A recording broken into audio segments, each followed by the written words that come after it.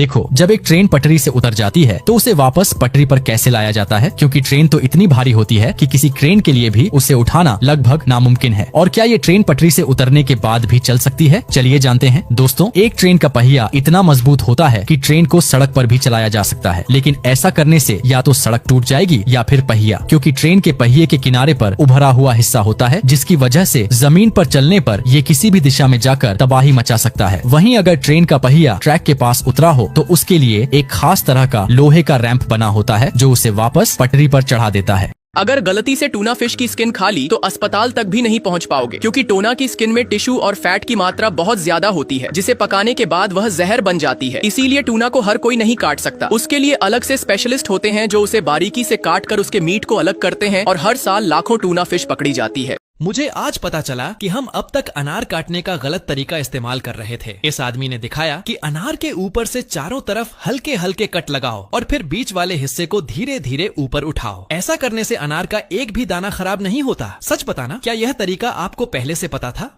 देखो, चीन में घर बनाने के लिए लोग कोई नया तरीका नहीं अपनाते, क्योंकि वहाँ सब कुछ रेडीमेड मिलता है। बस उन्हें खरीद कर एक्सपर्ट से लगवाना पड़ता है। जैसे इस दरवाजे को ही देख लो। पहले इन्होंने 2 पिलर सेट किए और फिर उस पर दरवाजा फिट कर दिया। इससे न सिर्फ समय और मेहनत दोनों बचते हैं, बल्कि यह दिखने में भी काफी अच्छा लगता है।